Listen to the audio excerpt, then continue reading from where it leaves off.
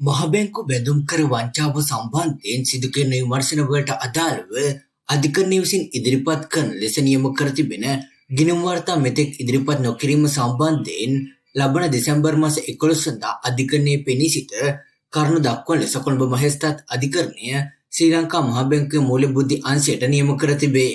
මෙම සිද්ධිය සම්බන්ධයෙන් අපරාධ පරීක්ෂණ දෙපාර්තමේන්තුව විසින් ගොනු කර තිබෙන පැමිණිල්ල කොළඹ ප්‍රධාන මහේස්ත්‍රාත් තනුජා ලක්මාලි මහත්මිය හමුවේ කැඳවා තිබුණි.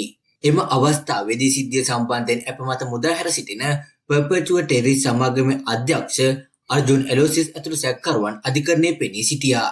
එහිදී සැකකරුවන් වෙනුවෙන් පෙනී සිටි ජනාධිපති නීතිඥ සම්පත් මෙන්ඩිස් මහතා අධිකරණයේ හමුවේ කරුණු දක්වමින් මෙම නඩුව අවසන් වශයෙන් කැඳවනු ලැබුවේ ඉකුත් වසරේ නොවැම්බර් මාස බව පෙන්වා දී තිබේ. එදින මෙම සැකකරුගේ සමාගම් වලට අදාළ ගිණුම් වාර්තා ඉදිරිපත් කළ ශ්‍රී ලංකා මහ බැංකුවේ මූල්‍යබුද්ධි අංශයට අධිකරණය විසින් නියෝගයක් නිකුත් කළත් මේ දක්වා එම වාර්තා අධිකරණයට ඉදිරිපත් කර නොමැති බව පෙන්වා දුන් ජනාධිපති නීතිඥවරයා පැමිණිලිකරුවාට මෙම නඩුව පවත්වාගෙන යාමට උනන්දුවක් නොමැති නම් මෙම නඩුව සම්බන්ධයෙන් තීන්දුවක් ගන්නා ලෙසත් මහේස්ත්‍රාත්වරයාගෙන් ඉල්ලා සිටියා.